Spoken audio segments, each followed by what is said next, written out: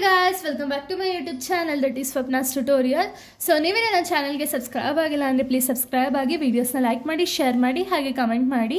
So ಈ ಒಂದು ವಿಡಿಯೋದಲ್ಲಿ ನಾನು 6th SEM BComನ ಮ್ಯಾನೇಜ್ಮೆಂಟ್ ಅಕೌಂಟಿಂಗ್ನ 2024 ಕ್ವಶನ್ ಪೇಪರ್ ವಿತ್ ಆನ್ಸರ್ನ ಎಕ್ಸ್ಪ್ಲೈನ್ ಮಾಡ್ತಿದ್ದೀನಿ. ಇದರಲ್ಲಿ ನಾನು ಸೆಕ್ಷನ್ ಎ ಆ್ಯಂಡ್ ಸೆಕ್ಷನ್ ಬಿನ ಎಕ್ಸ್ಪ್ಲೈನ್ ಮಾಡ್ತೀನಿ. ನೆಕ್ಸ್ಟ್ ವಿಡಿಯೋದಲ್ಲಿ ಸೆಕ್ಷನ್ ಸಿನ ಎಕ್ಸ್ಪ್ಲೈನ್ ಮಾಡ್ತೀನಿ. ಯಾಕೆಂದರೆ ಒಂದೇ ವಿಡಿಯೋ ಕಂಪ್ಲೀಟ್ ಲೆಂತಿ ಬಂದುಬಿಡುತ್ತೆ ಅನ್ನೋ ರೀಸನ್ಗೆ section A and section B ಈ ಒಂದು ವಿಡಿಯೋದಲ್ಲಿ ಎಕ್ಸ್ಪ್ಲೈನ್ ಮಾಡ್ತೀನಿ. ಸೆಕ್ಷನ್ ಸಿನ ನೆಕ್ಸ್ಟ್ ವಿಡಿಯೋದಲ್ಲಿ ಎಕ್ಸ್ಪ್ಲೈನ್ ಮಾಡ್ತೀನಿ. ಓಕೆನಾ? ಸೊ ನೋಡಿ, ಸೆಕ್ಷನ್ ಎನ ನಾವು ನೋಡೋದಾದರೆ ಫಸ್ಟ್ ಇಲ್ಲಿ 2 marks ಕ್ವಶನ್ಸ್ ನಿಮಗೆ ಕೊಡ್ತಾರೆ. ಸೊ 2 marks ಕ್ವಶನಲ್ಲಿ ಫಸ್ಟ್ ಒನ್ ಯಾವುದು ಅಂದರೆ define management accounting. So management accounting ಅಂದರೆ ಏನು ಅಂತ ನಿಮ್ಮ ಓನಾಗೆ ಬರೀರಿ. ಸೊ ಇದು 2 marks ಅಲ್ಲ, ಆ್ಯಸ್ ಇಟ್ ಈಸ್ ಇಲ್ಲೇ ಇದೆಯಾ ಅದೇ ರೀತಿ ಬರಿಬೇಕಾ? ಇಲ್ಲ, ಮೀನಿಂಗ್ ಎಲ್ಲ ಕೊಟ್ಟರೆ ನೀವು ಓನಾಗಿ ಬರಿಬೋದು, ಬಟ್ ಡೆಫಿನೇಷನ್ ಕೊಟ್ಟರೆ ಮಾತ್ರ ಆ್ಯಸ್ ಇಟ್ ಈಸ್ ಬರಿಬೇಕು ಅಷ್ಟೇ. ಓಕೆನಾ? ಸೊ ಮ್ಯಾನೇಜ್ಮೆಂಟ್ ಅಕೌಂಟಿಂಗ್ ಅಂದರೆ ಏನು ಅಂದರೆ it is a specialized field of accounting that focus on providing the financial information to internal stakeholders, primarily managers, to help them to make a informed decision plan and control operations. ಅಂದರೆ ಏನು ಅಂದರೆ management accounting ಅನ್ನೋದೊಂದು ಒಂದು specialised field of an accounting. So ಇಲ್ಲಿ ಏನು provide ಮಾಡುತ್ತೆ ಅಂದರೆ financial information to the stake ಹೋಲ್ಡರ್ಸ್ಗೆ ಒಂದು ಫಿನಾನ್ಷಿಯಲ್ ಇನ್ಫಾರ್ಮೇಷನ್ ಅನ್ನೋದನ್ನ ಕೊಡ್ತಾರೆ. ಓಕೆನಾ? ಯಾಕೆ ಅಂದರೆ for taking a informed decision ಆಗಿರ್ಬೋದು, ಪ್ಲ್ಯಾನ್ ಆಗಿರ್ಬೋದು, ಕಂಟ್ರೋಲ್ ಆಪ್ರೇಷನ್ನ ಕಂಟ್ರೋಲ್ ಮಾಡೋಕ್ಕಾಗಿರ್ಬೋದು, ಪ್ರತಿಯೊಂದಕ್ಕೂ ಒಂದು ಗೈಡೆನ್ಸ್ ಏನು ಕೊಡ್ತಾರೋ ಅದನ್ನು ನಾವು ಮ್ಯಾನೇಜ್ಮೆಂಟ್ ಅಕೌಂಟಿಂಗ್ ಅಂತ ಹೇಳಿ ಕರಿತೀವಿ. ಇನ್ನು ನೆಕ್ಸ್ಟ್ ಒನ್ ಬಂದುಬಿಟ್ಟು give the meaning of comparative statement. So comparative statement ಅಂದರೆ ಏನು? ಕಂಪೇರ್ ಮಾಡ್ತೀವಲ್ಲ, ಸೊ ಪ್ರೀವಿಯಸ್ ಇಯರ್ಗೂ ಈ ಇಯರ್ಗೂ ಏನು ಡಿಫ್ರೆನ್ಸ್ ಆಗಿದೆ ಅಂತ ಹೇಳಿ ಕಂಪೇರ್ ಮಾಡಿ ಪರ್ಸೆಂಟೇಜಲ್ಲಿ ನಾವು ಮೆನ್ಷನ್ ಮಾಡ್ತೀವಿ. ಸೊ ಅದನ್ನೇ ಮೀನಿಂಗ್ ಆಗಿ ಬರೆಯೋಣ. It is a document used to compare a particular financial statement with a period statement. ಅಂದರೆ ಏನು? ಪ್ರೀವಿಯಸ್ ಇಯರ್ಗೂ ಈ ಇಯರ್ಗೂ ಏನು ವ್ಯತ್ಯಾಸ ಇದೆ ಅಂತ ಹೇಳಿ ಕಂಪೇರ್ ಮಾಡೋದನ್ನ ನಾವು ಕಂಪ್ಯಾರಿಟಿವ್ ಸ್ಟೇಟ್ಮೆಂಟ್ ಅಂತೀವಿ. ಇನ್ನು ನೆಕ್ಸ್ಟ್ ಕ್ವಶನ್ ಬಂದುಬಿಟ್ಟು how do you calculate the stock turn over ratio. Stock turn over ರೇಷಿಯೋನ ಯಾವ ರೀತಿ ಕ್ಯಾಲ್ಕುಲೇಟ್ ಮಾಡೋದು? Cost of goods sold divided by average inventory ಅಥವಾ ಆವ್ರೇಜ್ ಸ್ಟಾಕ್ನ ನಾವು ಮಾಡಿದ್ರೆ ಸ್ಟಾಕ್ ಟರ್ನ್ ಓವರ್ ರೇಷಿಯೋ ಅನ್ನೋದು ಸಿಗುತ್ತೆ. ಓಕೆನಾ? ಇನ್ನು ನೆಕ್ಸ್ಟ್ ಒನ್ ಬಂದ್ಬಿಟ್ಟು state the meaning of cash flow statement. So cash flow statement ಅಂದರೆ ಏನು ಅಂದರೆ it shows the source of cash, help you to monitor incoming and incoming and out going money. ಅಂದರೆ ಏನು? ಕ್ಯಾಶ್ ಫ್ಲೋ ಸ್ಟೇಟ್ಮೆಂಟಲ್ಲಿ ನಿಮಗೆ monitor ಮಾಡುತ್ತೆ, incoming ಮನಿ ಎಷ್ಟಿದೆ, out going ಮನಿ ಎಷ್ಟಿದೆ ಅಂತ ಹೇಳಿ ನಮಗೆ ಒಂದು ಮಾನಿಟರ್ ಮಾಡೋದನ್ನ ನಾವು ಕ್ಯಾಶ್ ಫ್ಲೋ ಸ್ಟೇಟ್ಮೆಂಟ್ ಅಂತ ಹೇಳಿ ಕರಿತೀವಿ.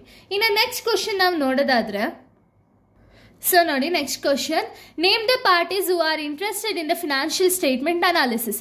ಅಂದರೆ ಏನು? ಯಾರ್ಯಾರೆಲ್ಲ ಪಾರ್ಟೀಸು ಇಂಟ್ರೆಸ್ಟ್ ಆಗಿರ್ತಾರೆ ಒಂದು ಫಿನಾನ್ಷಿಯಲ್ ಸ್ಟೇಟ್ಮೆಂಟ್ ಬಗ್ಗೆ ಅಂದರೆ ಓನರ್ಸ್ ಆಗಿರ್ಬೋದು, trade creditors, lenders, investors, labour ಯೂನಿಯನ್ನು, analyst etcetera. So ಇದರಲ್ಲಿ ಯಾವ್ದಾದ್ರು 4 ಎಕ್ಸಾಂಪಲ್ಸ್ ಬರೀರಿ. 2 marks ಕೊಟ್ಟಿದ್ರೆ ಯಾರ್ಯಾರೆಲ್ಲ ಇಂಟ್ರೆಸ್ಟ್ ಇರುತ್ತೆ ಫಿನಾನ್ಷಿಯಲ್ ಸ್ಟೇಟ್ಮೆಂಟ್ ಬಗ್ಗೆ ಅನ್ನೋ ಇವರೆಲ್ಲ.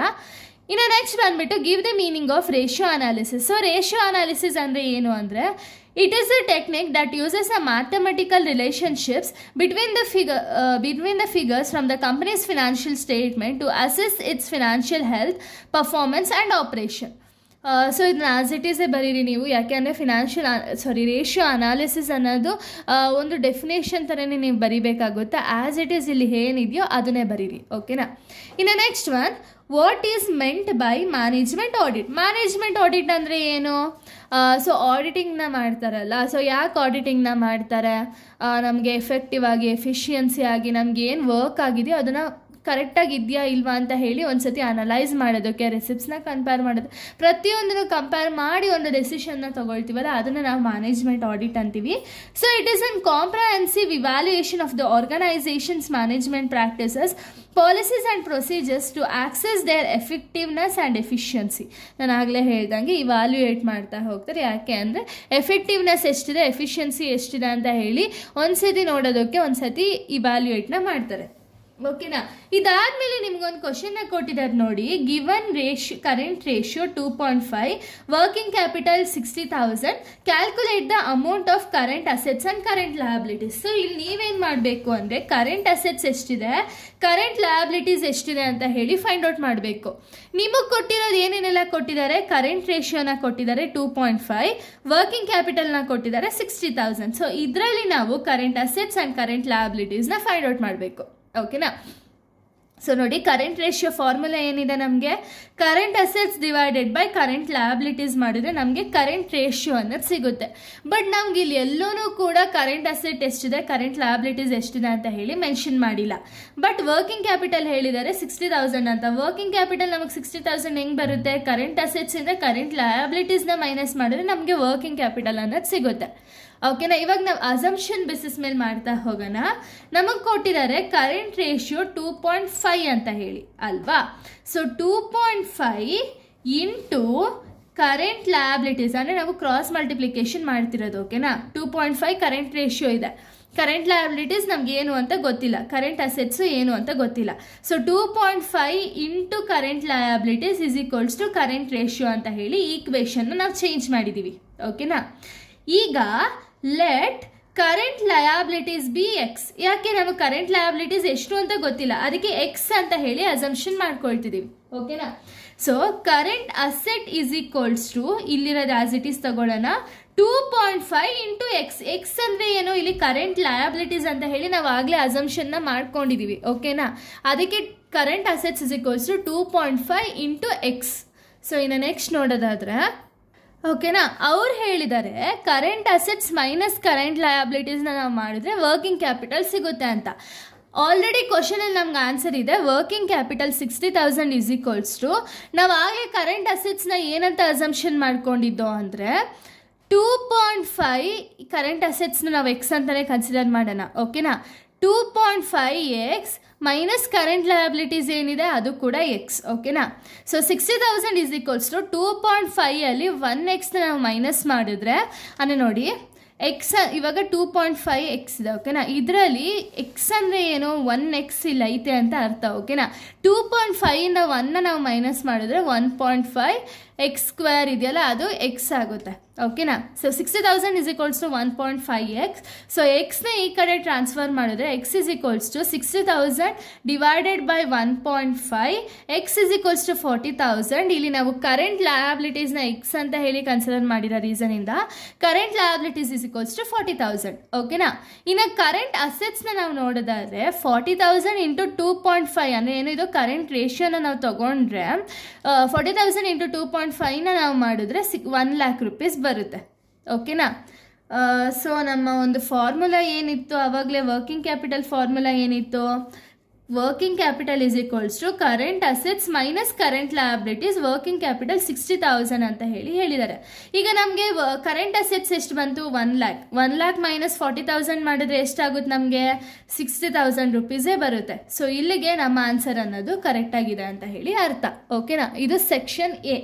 ಇನ್ನು ಸೆಕ್ಷನ್ ಬಿ ಕ್ವಶನ್ಸ್ನ ನಾವು ನೋಡೋದಾದ್ರೆ ನೋಡಿ, ಸೆಕ್ಷನ್ ಬಿ ಅಲ್ಲಿ ನಿಮಗೆ ಫಸ್ಟ್ ಕ್ವಶನ್ ಏನು ಕೊಟ್ಟಿದ್ದಾರೆ ಅಂದರೆ difference between the financial accounting and management ಅಕೌಂಟಿಂಗ್ನ ಹೇಳಿದ್ದಾರೆ. So financial accounting, managing accounting difference ಏನೇನು ಅಂದರೆ, financial accounting is use for external users, stakeholders, creditors etcetera. ಈ ಒಂದು ಫಿನಾನ್ಷಿಯಲ್ ಅಕೌಂಟಿಂಗ್ ಅನ್ನೋದು ಸ್ಟಾಕ್ ಹೋಲ್ಡರ್ಸ್ಗಾಗಿರ್ಬೋದು, ಕ್ರೆಡಿಟರ್ಸ್ ಆಗಿರ್ಬೋದು, ಎಕ್ಸ್ಟರ್ನಲ್ ಯೂಸರ್ಸ್ಗೆ ಹೆಲ್ಪ್ ಆಗುತ್ತೆ. ಆದರೆ ಮ್ಯಾನೇಜ್ಮೆಂಟ್ ಅಕೌಂಟಿಂಗ್ ಅನ್ನೋದು ಇಂಟರ್ನಲ್ ಯೂಸರ್ಸ್ಗೆ ಹೆಲ್ಪ್ ಆಗುತ್ತೆ, ಮ್ಯಾನೇಜರ್ಸು, ಆಫೀಸರ್ಸ್, ಎಂಪ್ಲಾಯೀಸ್ ಇವ್ರಿಗೆಲ್ಲ ಹೆಲ್ಪ್ ಆಗ್ತಾ ಹೋಗುತ್ತೆ. ಓಕೆನಾ, ಇನ್ನು ನೆಕ್ಸ್ಟ್ ಬಂದುಬಿಟ್ಟು ಟೈಪ್ಸ್ ಆಫ್ ರಿಪೋರ್ಟ್ಸ್ ಏನೇನೆಲ್ಲ ಪ್ರಿಪೇರ್ ಮಾಡ್ತಾರೆ ಫಿನಾನ್ಷಿಯಲ್ ಅಕೌಂಟಿಂಗಲ್ಲಿ ಅಂದರೆ balance sheet, P&L account, cash flow statement. ಇನ್ನು ಮ್ಯಾನೇಜ್ಮೆಂಟ್ ಅಕೌಂಟಿಂಗಲ್ಲಿ ಯಾವ್ಯಾವ ರೀತಿ ಒಂದು ರಿಪೋರ್ಟ್ಸ್ನ ತಯಾರು ಮಾಡ್ತಾರೆ ಅಂದರೆ job cost sheet, cost of goods manufactured, production, ಇಂಥ ಒಂದು ಅಕೌಂಟ್ಸ್ನ ಪ್ರಿಪೇರ್ ಮಾಡ್ತಾರೆ. ಓಕೆನಾ, ಇನ್ನು ಫಿನಾನ್ಷಿಯಲ್ ಅಕೌಂಟಿಂಗು ಯಾಕೆ ಯೂಸ್ ಆಗುತ್ತೆ ಅಂದರೆ ಡಿಸಿಷನ್ ಮೇಕಿಂಗಿಗೆ ಯೂಸ್ ಆಗುತ್ತೆ. ಬಟ್ ಇಂಟರ್ನಲ್ ಅಥವಾ ಮ್ಯಾನೇಜಿಂಗ್ ಅಕೌಂಟಿಂಗ್ ಅನ್ನೋದು ಯಾಕೆ ಯೂಸ್ ಆಗುತ್ತೆ ಅಂದರೆ ಪ್ಲಾನಿಂಗ್ ಮತ್ತು ಕಂಟ್ರೋಲ್ ಡಿಸಿಷನ್ನ ಇಂಟರ್ನಲ್ ರಿಲೇಟೆಡ್ ಅಂದರೆ ಕಂಪನಿ ಒಳಗಡೆ ಏನೇನೆಲ್ಲ ಪ್ಲಾನಿಂಗ್ ನಡಿಬೇಕು ಆ್ಯಂಡ್ ಏನೇನೆಲ್ಲ ಕಂಟ್ರೋಲಿಂಗ್ ಡಿಸಿಷನ್ನ ತಗೋಬೇಕು ಅದಕ್ಕೆ ಒಂದು ಮ್ಯಾನೇಜ್ಮೆಂಟ್ ಅಕೌಂಟಿಂಗ್ ಅನ್ನೋದು ಹೆಲ್ಪ್ ಆಗುತ್ತೆ. ಓಕೆನಾ, ಇನ್ನು ಫಿನಾನ್ಷಿಯಲ್ ಅಕೌಂಟಿಂಗ್ ಅನ್ನೋದು ಮಾನಿಟರಿ ಬೇಸ್ಡ್ ಆಗುತ್ತೆ, ಮ್ಯಾನೇಜ್ಮೆಂಟ್ ಅಕೌಂಟಿಂಗ್ ಅನ್ನೋದು ಮಾನಿಟರಿ ಯಾರು ಆಗಿರ್ಬೋದು, ನಾನ್ ಮಾನಿಟರಿ ಇನ್ಫಾರ್ಮೇಷನ್ ಯಾರು ಆಗಿರ್ಬೋದು. ಓಕೆನಾ, ಫಿನಾನ್ಷಿಯಲ್ ಅಕೌಂಟಿಂಗ್ ಅನ್ನೋದು CPA ಅವರು ಆಡಿಟ್ ಮಾಡ್ತಾರೆ, ಇಲ್ಲಿ ಮ್ಯಾನೇಜ್ಮೆಂಟ್ ಅಕೌಂಟಿಂಗ್ ಅನ್ನೋದು ಇಂಡಿಪೆಂಡೆಂಟ್ ಆಡಿಟರ್ಸ್ ಅನ್ನೋರು ಆಡಿಟ್ ಮಾಡ್ತಾ ಹೋಗ್ತಾರೆ. ಓಕೆನಾ, ಇದು ಡಿಫ್ರೆನ್ಸು. ಸೊ ಇನ್ನು ನೆಕ್ಸ್ಟ್ ಕ್ವಶನ್ ನಾವು ನೋಡೋದಾದ್ರೆ, ಸೊ ನೋಡಿ ನೆಕ್ಸ್ಟ್ ಕ್ವಶನ್ ಬಂದ್ಬಿಟ್ಟು ನಿಮಗೆ ಪ್ರಾಬ್ಲಮ್ ಅನ್ನೋದನ್ನ ಕೊಟ್ಟಿದ್ದಾರೆ. ಯಾವ ರೀತಿ ಇದೆ ಅಂದರೆ, from the following data calculate the expenses ratio and segment ratio, administrative expenses and market expenses ratio. ಅಂದರೆ ಏನು, ನಿಮಗೆ ಕೊಟ್ಟಿರೋ ಇನ್ಫಾರ್ಮೇಷನಿಂದ ನೀವೇನು ಮಾಡಬೇಕು ಅಂದರೆ segment ratio, expenses ratio, administration expenses ಮತ್ತು ಮಾರ್ಕೆಟಿಂಗ್ ಎಕ್ಸ್ಪೆನ್ಸಸ್ನ ನೀವು ಕ್ಯಾಲ್ಕುಲೇಟ್ ಮಾಡಬೇಕು. ಓಕೆನಾ. ನಿಮ್ಗೆ ಏನೆಲ್ಲ ಇನ್ಫಾರ್ಮೇಷನ್ನ ಕೊಟ್ಟಿದ್ದಾರೆ ಅಂದರೆ ಪರ್ಟಿಕ್ಯುಲರ್ಸ್ ರುಪೀಸ್ ಅಂತ ಹೇಳಿ 2 ಇನ್ಫಾರ್ಮೇಷನ್ಸ್ ಕೊಟ್ಟಿದ್ದಾರೆ. ಯಾವುದಾದ್ರು ಸೇಲ್ಸ್ನ ಕೊಟ್ಟಿದ್ದಾರೆ 4,50,000, ಸೇಲ್ಸ್ ರಿಟರ್ನ್ನ ಕೊಟ್ಟಿದ್ದಾರೆ 50,000, ಅಡ್ಮಿನಿಸ್ಟ್ರೇಷನ್ ಎಕ್ಸ್ಪೆನ್ಸಸ್ನ ಕೊಟ್ಟಿದ್ದಾರೆ 60,000, ಇಂಟ್ರೆಸ್ಟ್ ಆನ್ ಲೋನ್ನ ಕೊಟ್ಟಿದ್ದಾರೆ 20,000, ಮಾರ್ಕೆಟಿಂಗ್ ಎಕ್ಸ್ಪೆನ್ಸಸ್ ₹40,000 ಅಂತ ಹೇಳಿ ಇಷ್ಟು ಡೀಟೇಲ್ಸ್ನ ಕೊಟ್ಟಿದ್ದಾರೆ. ಓಕೆನಾ. ಸೊ ಇವಾಗ ನಾವೇನು ಮಾಡಬೇಕು, expense ratio, administration expenses, marketing expenses ಇಷ್ಟನ್ನು ಕೂಡ ನಾವು ಫೈಂಡ್ ಔಟ್ ಮಾಡಬೇಕು. ಓಕೆನಾ. ಈಗ ವರ್ಕಿಂಗ್ ನೋಟಿನ ನಾವು ಸ್ಟಾರ್ಟ್ ಮಾಡ್ತಾ ಹೋಗೋಣ. ವರ್ಕಿಂಗ್ ನೋಟ್ ಬಂದುಬಿಟ್ಟು ಕ್ಯಾಲ್ಕುಲೇಷನ್ ಆಫ್ ನೆಟ್ ಸೇಲ್ಸ್. ಅಂದರೆ ನಾವು ಎಕ್ಸ್ಪೆನ್ಸಸ್ ರೇಷಿಯೋ ನಾವು ಮಾಡಬೇಕು ಅಂದರೆ ನಮಗೆ ನೆಟ್ ಸೇಲ್ಸ್ ಎಷ್ಟಿದೆ ಅಂತ ಹೇಳಿ ಗೊತ್ತಾಗಬೇಕು ಅಲ್ವಾ. ಸೊ ನೆಟ್ ಸೇಲ್ಸ್ನ ಹೆಂಗೆ ಫೈಂಡ್ ಔಟ್ ಮಾಡೋದು ಅವರೇ ಹೇಳಿದ್ದಾರೆ. ಸೇಲ್ಸ್ನು ಕೊಟ್ಟಿದ್ದಾರೆ, ಸೇಲ್ಸ್ ರಿಟರ್ನ್ನು ಕೊಟ್ಟಿದ್ದಾರೆ. ಸೊ ನೆಟ್ ಸೇಲ್ಸ್ ಹೆಂಗೆ ಅಂದರೆ ಸೇಲ್ಸಿಂದ ಸೇಲ್ಸ್ ರಿಟರ್ನ್ ನಾವು ಮೈನಸ್ ಮಾಡಿದ್ರೆ ನಮಗೆ ನೆಟ್ ಸೇಲ್ಸ್ ಅನ್ನೋದು ಸಿಗುತ್ತೆ. ಓಕೆನಾ. 4,50,000 ಮೈನಸ್ 50,000ನ ಮಾಡಿದ್ರೆ ನಮಗೆ ನೆಟ್ ಸೇಲ್ಸ್ ಎಷ್ಟಿದೆ ಅಂದರೆ 4 lakh rupees ನೆಟ್ ಸೇಲ್ಸ್ ಅನ್ನೋದಿದೆ. ಓಕೆನಾ. ಸೆಕೆಂಡ್ ಒನ್, ಇವಾಗ ಡೈರೆಕ್ಟಾಗಿ ಆನ್ಸರ್ಗೆ ಹೋಗೋದಾದರೆ ಫಸ್ಟ್ ನಮ್ಗೆ ಹೇಳಿರೋದು ಎಕ್ಸ್ಪೆನ್ಸ್ ರೇಷಿಯೋನ ಫೈಂಡ್ ಔಟ್ ಮಾಡಿ ಅಂತ. ಓಕೆನಾ. Calculation of expense ratio formula ಏನಿದೆ ಅಂದರೆ total expenses divided by net sales into 100 ಮಾಡಿದ್ರೆ ನಮಗೆ ಎಕ್ಸ್ಪೆನ್ಸಸ್ ರೇಷಿಯೋ ಎಷ್ಟು ಅಂತ ಹೇಳಿ ಸಿಗುತ್ತೆ. ಸೊ ಇಲ್ಲಿ ಟೋಟಲ್ ಎಕ್ಸ್ಪೆನ್ಸಸ್ ನಮ್ಗೆ ಯಾವುದು ಅಂದರೆ ಇಲ್ಲಿ ಎಷ್ಟೊಂದು ಎಕ್ಸ್ಪೆನ್ಸಸ್ನ ಕೊಟ್ಟಿದ್ದಾರೆ ನೋಡಿ. 3 ಎಕ್ಸ್ಪೆನ್ಸಸ್ ಕೊಟ್ಟಿದ್ದಾರೆ. Administration expenses, interest on loan, market expenses ಇಷ್ಟು ಆ್ಯಡ್ ಮಾಡಿದಾಗ ನಿಮಗೆ 1,20,000 rupees ಸಿಗುತ್ತೆ ಅಲ್ವಾ. 1,20,000 total expenses divided by net sales already ನಾವು ಫೈಂಡ್ ಔಟ್ ಮಾಡಿದ್ದೀವಿ 4 lakh ಇಂಟು 100 ಮಾಡಿದ್ರೆ ನಮಗೆ ಎಕ್ಸ್ಪೆನ್ಸ್ ರೇಷಿಯೋ ಎಷ್ಟಿದೆ ಅಂದರೆ 30% ಸಿಗುತ್ತೆ. ಓಕೆನಾ. ಇನ್ನು ನೆಕ್ಸ್ಟ್ ಬಂದುಬಿಟ್ಟು ಅಡ್ಮಿನಿಸ್ಟ್ರೇಷನ್ ಎಕ್ಸ್ಪೆನ್ಸ್ ರೇಷಿಯೋನ ನಾವು ಫೈಂಡ್ ಔಟ್ ಮಾಡಬೇಕು. Calculation of administration expense ratio is equals to administration expenses divided by net sales into 100 formula.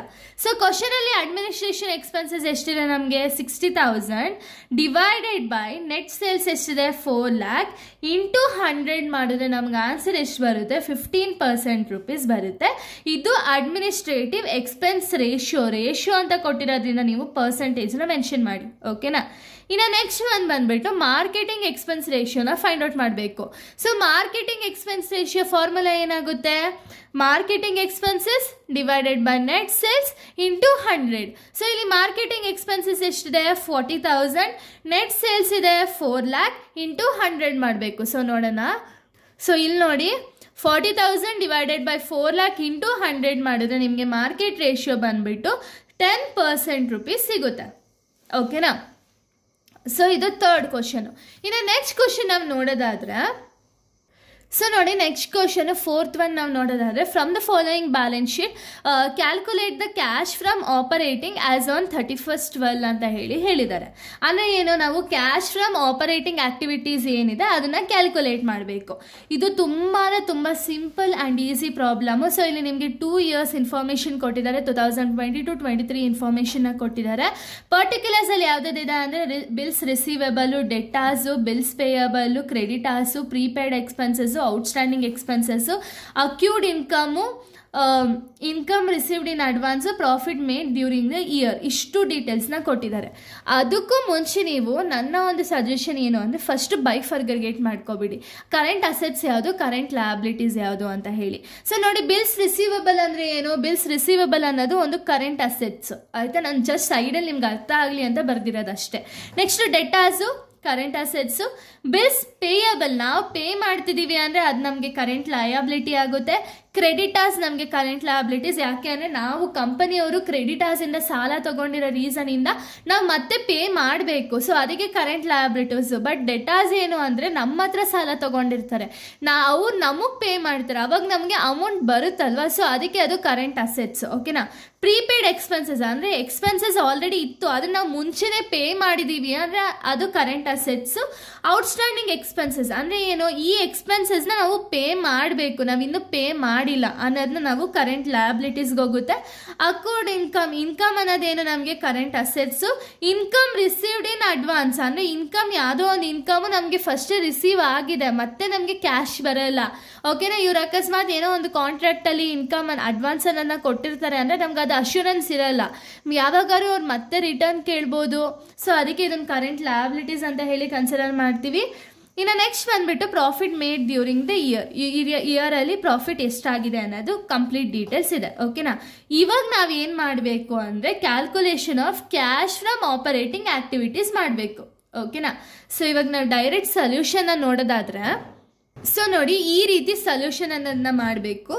ಅದಕ್ಕೂ ಮುಂಚೆ ನೀವು ಹೆಡ್ಡಿಂಗ್ ಏನಂತ ಹಾಕಬೇಕು, calculation of cash from operating activities ಅಂತ ಹಾಕಿದ್ಮೇಲೆ ನಿಮ್ಗೆ ಇಲ್ಲೊಂದು ಟ್ರಿಕ್ ಇದೆ. ಓಕೆನಾ, ಏನು ಅಂದರೆ ಏನನ್ನ ಆ್ಯಡ್ ಮಾಡಬೇಕು ಏನನ್ನ ಮೈನಸ್ ಮಾಡಬೇಕು ಅಂತ ಗೊತ್ತಾದರೆ ನೀವು ಆರಾಮಾಗಿ ಈ ಪ್ರಾಬ್ಲಮ್ ಅನ್ನೋದನ್ನ ಸಾಲ್ವ್ ಮಾಡ್ಬೋದು. ಓಕೆನಾ, ಕರೆಂಟ್ ಅಸೆಟ್ಸ್ ಏನಾದ್ರು ಲೆಸ್ ಇತ್ತು ಅಂದರೆ ಇವಾಗ 2022 ಆ್ಯಂಡ್ 23 ಇನ್ಫಾರ್ಮೇಷನ್ ಕೊಟ್ಟಿದ್ದಾರಲ್ವಾ, 2023 ಕಂಪೇರ್ ಮಾಡಿದ್ರೆ 2022 ಕಂಪೇರ್ ಮಾಡಿದ್ರೆ 2023 ಏನಾದ್ರು ಅಸೆಟ್ ಇನ್ಕ್ರೀಸ್ ಆಗಿದೆಯಾ ಅಥವಾ ಡಿಕ್ರೀಸ್ ಆಗಿದೆಯಾ ಅಂತ ಹೇಳಿ ನೋಡಬೇಕು.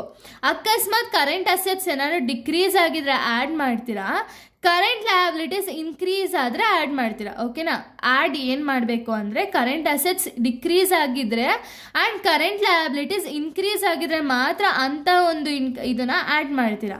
ಇನ್ನು ಯಾವ್ದು ಮೈನಸ್ ಮಾಡಬೇಕು ಅಂದರೆ ಕರೆಂಟ್ ಅಸೆಟ್ಸ್ ಏನಾದ್ರು ಇನ್ಕ್ರೀಸ್ ಆಗಿದ್ರೆ ಮೈನಸ್ ಮಾಡ್ತೀರಾ, ಕರೆಂಟ್ ಲಯಬಿಲಿಟೀಸ್ ಡಿಕ್ರೀಸ್ ಆಗಿದ್ರೆ ಮೈನಸ್ ಮಾಡ್ತೀರಾ. ಓಕೆನಾ, ಈ ಟ್ರಿಕ್ನ ನೀವು ಕಲ್ತ್ಕೋಬೇಕಾಗುತ್ತೆ. ಸೊ ಇವಾಗ ಪರ್ಟಿಕ್ಯುಲರ್ಸ್ ರುಪೀಸ್ ಅಂತ ಹೇಳಿ 2 ಕಾಲಮ್ಸ್ ಹಾಕೊಂಡಿದ್ದೀನಿ. ಸೊ ರುಪೀಸ್ ನಾವು ಒಂದೇ ಕಾಲಮ್ ಹಾಕೊಳ್ತೀವಿ ಅಂದರೆ ಏನು ಇಶ್ಯೂ ಇಲ್ಲ, ಡೈರೆಕ್ಟಾಗಿ ಔಟರ್ ಕಾಲಮ್ಗೆ ಆನ್ಸರ್ ಹಾಕಿ ಟೋಟಲ್ ಮಾಡಿ. ಓಕೆನಾ, ಸೊ ಇಲ್ಲಿ profit made during the year ಎಷ್ಟು ಪ್ರಾಫಿಟ್ ಇದೆ ಇಲ್ಲಿ. ಸೊ ನೀವು ನೋಡೋದಾದ್ರೆ 95,000 rupees ಪ್ರಾಫಿಟ್ ಇದೆ ಅಲ್ವಾ, ಆಸ್ ಇಟ್ ಈಸ್ 95,000 rupeesನ ಹಾಕೊಳ್ತೀರಾ. ಈಗ ನಾವು ಏನು ಆ್ಯಡ್ ಮಾಡಬೇಕು ಅಂದರೆ ಕರೆಂಟ್ ಅಸೆಟ್ಸ್ ಡಿಕ್ರೀಸ್ ಆಗಿದ್ರೆ ಆ್ಯಂಡ್ ಕರೆಂಟ್ ಲಯಬಿಲಿಟೀಸ್ ಇನ್ಕ್ರೀಸ್ ಆಗಿರೋ ಐಟಮ್ಸ್ನ ಮಾತ್ರ ಆ್ಯಡ್ ಮಾಡ್ತೀರಾ. ಓಕೆನಾ, ಸೊ ಇಲ್ಲಿ ನಮಗೆ ಕರೆಂಟ್ ಅಸೆಟ್ಸ್ ಇಲ್ಲಿದೆ ನೋಡಿ, ಬಿಲ್ಸ್ ರಿಸೀವೇಬಲ್ ಇದೆ. ಓಕೆನಾ, ಸೊ ಬಿಲ್ಸ್ ರಿಸೀವೇಬಲ್ 2022-23 ಇನ್ಫಾರ್ಮೇಷನ್ನ ಕೊಟ್ಟಿದ್ದಾರೆ. ಕರೆಂಟ್ ಅಸೆಟ್ಸ್ ಅಲ್ವಾ ಬಿಲ್ಸ್ ರಿಸೀವೇಬಲ್ ಅಂದರೆ. ಸೊ 2022 ಅಲ್ಲಿ 60,000 rupees ಇತ್ತು, ಬಟ್ 2023 57,000 rupees ಆಗಿದೆ. ಅಂದರೆ ಏನು, ಕರೆಂಟ್ ಅಸೆಟ್ಸ್ ಇನ್ಕ್ರೀಸ್ ಆಗಿದೆಯಾ ಡಿಕ್ರೀಸ್ ಆಗಿದೆಯಾ. 2022 60,000 ಇದ್ದಿದ್ದು 2023 50,000 rupees ಆಗೋಗಿದೆ, 57,000. ಅಂದರೆ ಏನು, ಕರೆಂಟ್ ಅಸೆಟ್ಸ್ ಅನ್ನೋದು ಡಿಕ್ರೀಸ್ ಆಗಿದೆ ಅಲ್ವಾ. ಡಿಕ್ರೀಸ್ ಆಗಿರೋದು ಎಷ್ಟು ಅಮೌಂಟು, 3,000 rupees ಡಿಕ್ರೀಸ್ ಆಗಿದೆ. ಸೊ ಅದಕ್ಕೆ ನಾವು ಅದನ್ನು ಆ್ಯಡ್ ಮಾಡ್ತೀವಿ. ಓಕೆನಾ, ಇನ್ನು ನೆಕ್ಸ್ಟ್ ಡೆಟಾಸ್ ಏನಾಗಿದೆ, 20,000 2022 ಇತ್ತು, ಬಟ್ 2023 22,500 rupees ಆಗಿದೆ ಅಲ್ವಾ. ಅಂದರೆ ಏನು, ಸೊ ನೋಡಿ 22,500 ಆಗಿದೆ ಅಂದರೆ ಏನು, ಕರೆಂಟ್ ಅಸೆಟ್ಸ್ ಇನ್ಕ್ರೀಸ್ ಆಗಿದೆ. ಸೊ ಕರೆಂಟ್ ಅಸೆಟ್ ಇನ್ಕ್ರೀಸ್ ಆದರೆ ನೀವೇನು ಮಾಡ್ತೀರಾ, ಮೈನಸ್ ಮಾಡ್ತೀರಾ ಅಲ್ವಾ. ಸೊ ಅದಕ್ಕೆ ನೀವು ಫಸ್ಟೇ ಇಲ್ಲಿ 2 ಕಾಲಮ್ಸ್ ಹಾಕೊಂಡಿರಿ. ಸೊ ಇಲ್ಲಿ ಮೈನಸ್ ಏನು ಮಾಡಬೇಕು ಅಂದರೆ ಕರೆಂಟ್ ಅಸೆಟ್ಸ್ ಇನ್ಕ್ರೀಸ್ ಆಗಿ ಕರೆಂಟ್ ಲಯಬಿಲಿಟೀಸ್ ಡಿಕ್ರೀಸ್ ಆದರೆ ಮೈನಸ್ ಮಾಡ್ತೀರಾ. ಇಲ್ಲಿ ಡೆಟಾಸ್ ಅನ್ನೋದು ಕರೆಂಟ್ ಅಸೆಟ್, ಬಟ್ ಇನ್ಕ್ರೀಸ್ ಆಗಿದೆ. ಎಷ್ಟು ಇನ್ಕ್ರೀಸ್ ಆಗಿದೆ, 2,500 rupees ಇನ್ಕ್ರೀಸ್ ಆಗಿದೆ. ಸೊ ಇನ್ಕ್ರೀಸ್ ಆಗಿರೋದನ್ನ ಬರೀತೀರಾ. ಇನ್ನು ನೆಕ್ಸ್ಟ್ ಬಂದ್ಬಿಟ್ಟು ಬಿಲ್ಸ್ ಪೇಯಬಲ್ ಅಂದರೆ ಏನು, ಕರೆಂಟ್ ಲಯಬಿಲಿಟೀಸು. ಕರೆಂಟ್ ಲಯಬಿಲಿಟೀಸ್ 2022 ಅಲ್ಲಿ 30,000 ಇದೆ, 2023 35 ಆಗಿದೆ. ಅಂದರೆ ಏನು, ಇನ್ಕ್ರೀಸ್ ಆಗಿದೆ. ಕರೆಂಟ್ ಲಯಬಿಲಿಟೀಸ್ ಇನ್ಕ್ರೀಸ್ ಆಗಿದ್ರೆ ಎಲ್ಲಿ ಬರೀತೀರಾ ನೀವು, ಆ್ಯಡಲ್ಲಿ ಬರೀತೀರಾ ಅಲ್ವಾ. ಸೊ ನೋಡಿ ಬಿಲ್ಸ್ ಪೇಯಬಲ್ 5,000 rupees ಇನ್ಕ್ರೀಸ್ ಆಗಿದೆ. ಸೊ 5,000. ಇನ್ನು ನೆಕ್ಸ್ಟು ಕ್ರೆಡಿಟಾಸು 2022 ಅಲ್ಲಿ 9,000 ಇದೆ, 2023 7,000 ಆಗಿದೆ. ಅಂದರೆ ಏನು, ಡಿಕ್ರೀಸ್ ಆಗಿದೆ ಕರೆಂಟ್ ಲಯಬಿಲಿಟೀಸು. ಸೊ ಇಲ್ಲಿ ಬರೀತೀರಾ ಕ್ರೆಡಿಟರ್ಸ್ ಡಿಕ್ರೀಸ್ ಆಗಿರೋದು 2,000 rupees ಡಿಕ್ರೀಸ್ ಆಗಿದೆ. ಸೊ 2,000 rupees ಬರೀತೀರಾ. ಓಕೆನಾ, ಇನ್ನು next prepaid expenses already pay ಮಾಡಿದ್ದಾರೆ current assets, but current assets decrease ಆಗಿದೆ. ಸೊ ಡಿಕ್ರೀಸ್ ಆಗಿದ್ರೆ ಎಲ್ಲಿ ತೊಗೊಳ್ತೀರಾ, ಆ್ಯಡ್ ಮಾಡ್ತೀರಾ. ಆ್ಯಡ್ ಮಾಡೋದು ಎಷ್ಟು, 100 rupees ಆ್ಯಡ್ ಮಾಡ್ತೀವಿ. ಯಾಕೆಂದರೆ 900 ಇದ್ದಿದ್ದು 800 rupees ಆಗಿದೆ, ಅದಕ್ಕೆ 100 rupees ಆ್ಯಡ್ ಮಾಡ್ತೀರಾ. ಓಕೆನಾ, ಇನ್ನು ನೆಕ್ಸ್ಟು ಔಟ್ಸ್ಟ್ಯಾಂಡಿಂಗ್ ಎಕ್ಸ್ಪೆನ್ಸಸ್ ಇದೆ. ಔಟ್ಸ್ಟ್ಯಾಂಡಿಂಗ್ ಎಕ್ಸ್ಪೆನ್ಸಸಲ್ಲಿ ಕರೆಂಟ್ ಲಯಬಿಲಿಟೀಸ್ ಇನ್ಕ್ರೀಸ್ ಆಗಿದೆ, 2200 ರೂಪೀಸ್ ಇನ್ಕ್ರೀಸ್ ಆಗಿದೆ. ಸೊ ನೋಡಿ, ಔಟ್ಸ್ಟ್ಯಾಂಡಿಂಗ್ ಎಕ್ಸ್ಪೆನ್ಸಸ್ 200 ರೂಪೀಸ್, 200 ಮಾತ್ರ ಇನ್ಕ್ರೀಸ್ ಆಗಿರೋದು. ಸೊ 200ನ ಹಾಕೊಳ್ತೀರಾ. ಇನ್ನು ನೆಕ್ಸ್ಟ್ ಬಂದ್ಬಿಟ್ಟು ಅಕ್ಯೂರ್ಡ್ ಇನ್ಕಮ್ ಇದೆ, 700 ಇದ್ದಿದ್ದು 850 ಆಗಿದೆ. ಕರೆಂಟ್ ಅಸೆಟ್ಸ್ ಅನ್ನೋದು ಇನ್ಕ್ರೀಸ್ ಆಗಿದೆ. ಸೊ ಕರೆಂಟ್ ಅಸೆಟ್ಸ್ ಇನ್ಕ್ರೀಸ್ ಆಗಿದ್ರೆ ನೀವೇನು ಮಾಡಬೇಕು ಅಂದರೆ, ಆಯ್ತೇನಾ, ನೋಡಿ 150 ಇನ್ಕ್ರೀಸ್ ಆಗಿದೆ. ಸೊ 150ನ ಹಾಕೊಳ್ತೀರಾ. Next income received in advance decrease ಆಗಿದೆ. ಸೊ ಡಿಕ್ರೀಸ್ ಆಗಿರೋ ಅಮೌಂಟ್ನ ಹಾಕ್ಕೊಳ್ತೀರಾ. ಸೊ ಇವಾಗ ನೀವೇನು ಮಾಡಬೇಕು ಅಂದರೆ 95,000ಗೆ ಇಷ್ಟು ಆ್ಯಡ್ ಮಾಡಿದಾಗ ನಿಮಗೆ 1,03,200 ರೂಪೀಸ್ ಸಿಗುತ್ತೆ. ಆ ಅಮೌಂಟಿಂದ ಒಂದು ಇಷ್ಟು ಅಮೌಂಟ್ನ ನಾವು ಮೈನಸ್ ಮಾಡಿದ್ರೆ 5,200. So total cash from operating activities ಬಂದುಬಿಟ್ಟು 98,100 ರೂಪೀಸ್ ನಮಗೆ ಸಿಗುತ್ತೆ. ಓಕೆನಾ. ಇನ್ನು ನೆಕ್ಸ್ಟ್ 5th ಕ್ವಶನ್ ನಾವು ನೋಡೋದಾದರೆ, ಸೊ ನೋಡಿ 5th ಕ್ವಶನ್ ನಾವು ನೋಡೋದಾದರೆ, from the following information prepare comparative income statement ಅಂತ ಹೇಳಿ ಕೊಟ್ಟಿದ್ದಾರೆ. ಕಂಪ್ಯಾರಿಟಿವ್ ಇನ್ಕಮ್ ಸ್ಟೇಟ್ಮೆಂಟ್ನ ನಾವು ಪ್ರಿಪೇರ್ ಮಾಡಬೇಕಾಗುತ್ತೆ. ಪರ್ಟಿಕ್ಯುಲರ್ಸು ಇಯರ್ಸ್ನ ಕೊಟ್ಟಿದ್ದಾರೆ. ಏನೇನೆಲ್ಲ ಇನ್ಫಾರ್ಮೇಷನ್ನ ಕೊಟ್ಟಿದ್ದಾರೆ ಅಂದರೆ, sales, cost of goods sold, administration and selling expenses, other income ಮತ್ತು ಇನ್ಕಮ್ ಟ್ಯಾಕ್ಸ್ ಇಷ್ಟು ಕೂಡ ಕೊಟ್ಟಿದ್ದಾರೆ. ಓಕೆನಾ. ಇವಾಗ ನಾವೇನು ಮಾಡಬೇಕು ಅಂದರೆ ಕಂಪ್ಯಾರಿಟಿವ್ ಇನ್ಕಮ್ ಸ್ಟೇಟ್ಮೆಂಟ್ ಅನ್ನೋದನ್ನ ಪ್ರಿಪೇರ್ ಮಾಡಬೇಕು. ಸೊ ಬನ್ನಿ ಹೇಗೆ ಪ್ರಿಪೇರ್ ಮಾಡೋದು ಅಂತ ಹೇಳಿ ನೋಡೋಣ. ಸೊ ನೋಡಿ, ಕಂಪ್ಯಾರಿಟಿವ್ ಸ್ಟೇಟ್ಮೆಂಟ್ನ ಯಾವ ರೀತಿ ಮಾಡಬೇಕು ಅಂದರೆ, ಇವಾಗ ಈ ಒಂದು ಫಾರ್ಮ್ಯಾಟು, ಓಕೆನಾ. ಫಾರ್ಮ್ಯಾಟಲ್ಲಿ ನೀವೇನು ಬರೀಬೇಕು ಅಂದರೆ, ಫಸ್ಟ್ ಹೆಡ್ಡಿಂಗ್ನ ಬರೀತೀರಾ, calculation of comparative income statement ಅಂತ ಹಾಕಿ, ಪರ್ಟಿಕ್ಯುಲರ್ಸ್ ಅಲ್ಲಿ 2 ಇಯರ್ಸ್ನ ಕೊಟ್ಟಿದ್ದಾರೆ, 2022-23, increase or decrease in value ಮತ್ತು ಪರ್ಸೆಂಟೇಜ್ನ ತಗೊಳ್ತೀರಾ. ಓಕೆನಾ. ಸೊ ಇವಾಗ ಅವ್ರು ಹೇಳಿರೋದೇನು, ಸೇಲ್ಸ್ನ ಕೊಟ್ಟಿದ್ದಾರೆ ನೋಡಿ. ಸೇಲ್ಸ್ 6 lakh ಮತ್ತು 7,50,000 ಇದೆ. 2022 6 lakh, 23 7,50,000. ಸೊ ನೋಡಿ, ಸೇಲ್ಸು 6 lakh, 7,50,000. ಅಂದರೆ ಇವಾಗ ಇನ್ಕ್ರೀಸ್ ಆಗಿದೆ, ಡಿಕ್ರೀಸ್ ಆಗಿದೆಯಾ ವ್ಯಾಲ್ಯೂ ನೋಡಬೇಕು. ಓಕೆನಾ. 2022 ಅಲ್ಲಿ 6 lakh ಇದ್ದಿದ್ದು 2023 ಅಲ್ಲಿ 7,50,000 ಆಗಿದೆ. ಅಂದರೆ ಇನ್ಕ್ರೀಸ್ ಎಷ್ಟಾಗಿದೆ, 1,50,000 ರೂಪೀಸ್ ಇನ್ಕ್ರೀಸ್ ಆಗಿದೆ. ಅಕಸ್ಮಾತ್ ನಿಮ್ಗೆ ಏನೋ ನೆಗೆಟಿವ್ ಬಂತು ಅಂದರೆ ಅವಾಗ ಬ್ರ್ಯಾಕೆಟ್ನ ಹಾಕೊಳ್ಳಿ. ಇಲ್ಲಿ ನೆಗೆಟಿವ್ ಇಲ್ಲ, ಪಾಸಿಟಿವ್ ಇರೋ ರೀಸನಿಂದ 1,50,000 ಆಸ್ ಇಟ್ ಈಸ್ ತಗೊಳ್ಳೋಣ. ಓಕೆನಾ. ಈಗ ಈ ಪರ್ಸೆಂಟೇಜ್ ಯಾವ ರೀತಿ ಕ್ಯಾಲ್ಕುಲೇಟ್ ಮಾಡಬೇಕು ಅಂದರೆ, ಎಲ್ಲದಕ್ಕೂ ಸೇಮೇ ಮಾಡಬೇಕು. ಓಕೆನಾ. ಒಂದನ್ನು ಹೇಳ್ಕೊಡ್ತೀನಿ, ಆಮೇಲೆ ನೀವು ಹಂಗೆ ಕಂಟಿನ್ಯೂ ಮಾಡ್ಕೊಂಡು ಹೋಗಿ. ಈಗ ಪರ್ಸೆಂಟೇಜ್ ಬಂದ್ಬಿಟ್ಟು, ಸೊ ನೋಡಿ, ಇನ್ಕ್ರೀಸ್ ಆಗಿದೆಯಾ ಡಿಕ್ರೀಸ್ ಆಗಿದೆಯಾ ಆ ಅಮೌಂಟ್ನ ತೊಗೊಳ್ತೀರಾ. ಇವಾಗ ಇನ್ಕ್ರೀಸ್ ಎಷ್ಟಾಗಿದೆ, 1,50,000 ರೂಪೀಸ್ ಇನ್ಕ್ರೀಸ್ ಆಗಿದೆ. ಡಿವೈಡೆಡ್ ಬೈ ಪ್ರೀವಿಯಸ್ ಇಯರ್, ಅಂದರೆ ನಿಮಗೆ ಯಾವ್ದಾದ್ರು ಇಯರ್ನ ಕೊಟ್ಟಿರಲಿ, ಫಸ್ಟ್ ಇಯರ್ ಏನು ಕೊಟ್ಟಿರ್ತಾರೆ ನೋಡಿ, ಡಿವೈಡೆಡ್ ಬೈ 6 lakh ಇಂಟು 100 ಮಾಡಿಕೊಂಡು ನಿಮಗೆ 25% ಸಿಗುತ್ತೆ. ಓಕೆನಾ. 25 ಇಲ್ಲಿ ಪರ್ಸೆಂಟ್ ಅಂತ ಮೆನ್ಷನ್ ಮಾಡಿ. ಓಕೆನಾ. ನಾನು ಮಾಡಿಲ್ಲ ಅಷ್ಟೇ, ನೀವು ಎಲ್ಲದಕ್ಕೂ ಪರ್ಸೆಂಟೇಜ್ ಅಂತ ಹೇಳಿ ಮೆನ್ಷನ್ ಮಾಡಲೇಬೇಕು. ಓಕೆನಾ. ಅದೇ ರೀತಿ ನೆಕ್ಸ್ಟನ್ನು ಮಾಡಬೇಕಾಗುತ್ತೆ. ನೆಕ್ಸ್ಟ್ ನೋಡಿ, ಕಾಸ್ಟ್ ಆಫ್ ಗೂಡ್ಸ್ ಸೋಲ್ಡ್ ಇದೆ 2,30,000, 2,80,000 ಇದೆ ಅಲ್ವಾ. 2,30,000, 2,80,000 ಅಂದರೆ ಏನು, 2,30,000 ಇದ್ದಿದ್ದು 2,80,000 ಆಗಿದೆ. ಅಂದರೆ ಇನ್ಕ್ರೀಸ್ ಆಗಿದೆ. ಇನ್ಕ್ರೀಸ್ ಎಷ್ಟಾಗಿದೆ, 50,000 ರೂಪೀಸ್ ಇನ್ಕ್ರೀಸ್ ಆಗಿದೆ ಅಲ್ವಾ. ಇನ್ಕ್ರೀಸ್ ಆಗಿರೋ ಅಮೌಂಟ್ ಡಿವೈಡೆಡ್ ಬೈ 2022ನ ಅಮೌಂಟ್, ಅಂದರೆ 2,30,000 ಇಂಟು 100ನ ಮಾಡಿದ್ರೆ ನಿಮಗೆ 21.73 ಸಿಗುತ್ತೆ. ಓಕೆನಾ. ಸೇಮ್ ಅದೇ ರೀತಿ ಪ್ರತಿಯೊಂದಕ್ಕೂ ನೀವು ಮಾಡ್ತಾ ಹೋಗಬೇಕು. ಓಕೆನಾ. ಸೊ ನೋಡಿ, ಈಗ ಗ್ರಾಸ್ ಪ್ರಾಫಿಟ್ ಎಷ್ಟಾಗುತ್ತೆ, 6 lakh ಇಂದ 2,20,000. ಸೊ ನೋಡಿ, 6 lakh ಇಂದ 2,30,000ನ ಮೈನಸ್ ಮಾಡಿದ್ರೆ 3,70,000 ಸಿಗುತ್ತೆ ಗ್ರಾಸ್ ಪ್ರಾಫಿಟು. ಅದೇ ರೀತಿ 7,50,000 ಇಂದ 2,80,000ನ ಮೈನಸ್ ಮಾಡಿದ್ರೆ ನಮಗೆ 4,70,000 ಸಿಗುತ್ತೆ. ಇವೆರಡನ್ನು ಕಂಪೇರ್ ಮಾಡ್ತೀರಾ. 4,70,000 ಇಂದ 3,70,000ನ ಮೈನಸ್ ಮಾಡಿದ್ರೆ 1 lakh ಸಿಗುತ್ತೆ. 1 lakh ಡಿವೈಡೆಡ್ ಬೈ 3,70,000 ಇಂಟು 100 ಮಾಡಿದ್ರೆ 27% ಅನ್ನೋದು ಸಿಗುತ್ತೆ. ಓಕೆನಾ. ಇದು gross profit. Next operating expenses ಬಂದ್ಬಿಟ್ಟು, ಆಪರೇಟಿಂಗ್ ಎಕ್ಸ್ಪೆನ್ಸಸ್ನಲ್ಲಿ ನಮ್ಗೆ ಯಾವ್ದು ಕೊಟ್ಟಿದ್ದಾರೆ ಅಂದರೆ, ಅಡ್ಮಿನಿಸ್ಟ್ರೇಷನ್ ಆ್ಯಂಡ್ ಸೆಲ್ಲಿಂಗ್ ಎಕ್ಸ್ಪೆನ್ಸಸ್ನ ಕೊಟ್ಟಿದ್ದಾರೆ. 1 lakh 1,30,000 ಆಯಿತಾ. 1 lakh 1,30,000ನ ಹಾಕೊಳ್ತೀರಾ. ಇಲ್ಲಿ 30,000 ಇನ್ಕ್ರೀಸ್ ಆಗಿದೆ. 30,000 ಡಿವೈಡೆಡ್ ಬೈ 1 lakh ಇಂಟು 100 ಮಾಡಿದ್ರೆ 30% ಸಿಗುತ್ತೆ. ಇದೊಂದೇ ಎಕ್ಸ್ಪೆನ್ಸಸ್ನ ಕೊಟ್ಟಿರೋದು. ಸೊ ನೆಕ್ಸ್ಟ್ ಆಪರೇಟಿಂಗ್ ಎಕ್ಸ್ಪೆನ್ಸಸ್ ಹೆಂಗೆ ಅಂದರೆ, 3,70,000 ಇಂದ 1 lakh ಮೈನಸ್ ಮಾಡಿದ್ರೆ 2,70,000, 4,70,000 ಇಂದ 1,30,000ನ ಮೈನಸ್ ಮಾಡಿದ್ರೆ 3,40,000, 3,40,000.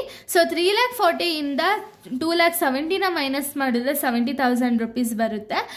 ಸೊ ಇವಾಗ ಪರ್ಸೆಂಟೇಜ್ ಬಂದ್ಬಿಟ್ಟು 25.92% ಅನ್ನೋದು ಸಿಗುತ್ತೆ. ಓಕೆನಾ? ಏನಾದ್ರು ಇನ್ಕಮ್ ಇದ್ರೆ ಆ್ಯಡ್ ಮಾಡ್ತೀರಾ. ಸೊ ಇಲ್ಲಿ ಅದರ್ ಇನ್ಕಮ್ಸ್ ಅಂತ ಹೇಳಿ ಅದರ್ ಇನ್ಕಮ್ನ ಕೊಟ್ಟಿದ್ದಾರೆ 65,000 73,000.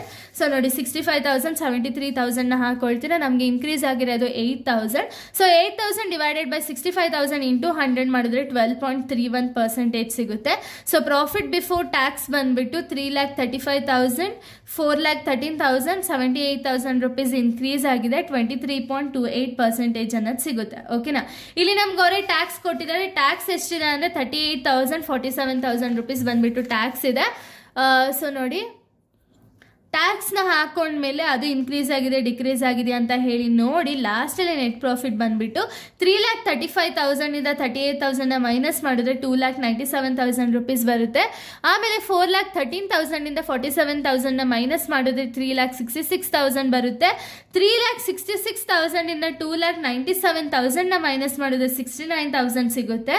ಸೊ 69,000 ಡಿವೈಡೆಡ್ ಬೈ 2,97,000 ಇಂಟು 100 ಮಾಡಿದ್ರೆ 23.23% ಅನ್ನೋದು ಸಿಗುತ್ತೆ. ಓಕೆನಾ? ಇದು 5th ಕ್ವಶನ್. ಇನ್ನು ಲಾಸ್ಟ್ ಸೆಕ್ಷನ್ ಬಿ ನ ಒಂದು 6th ಕ್ವಶನ್ ಯಾವ್ದಿದೆ ಅಂದ್ರೆ write a scope of management audit. So management audit ನ ಸ್ಕೋಪ್ ಯಾವ್ದು ಅಂದ್ರೆ strategic planning and policies, organisational structure, management system and procedure, HR management, financial management, marketing management, risk management, income tax management ಅಥವಾ information technology management, corporate governance. ಓಕೆನಾ? ಇಷ್ಟು ಕೂಡ ಒಂದು scope of management audit ಆಗಿದೆ.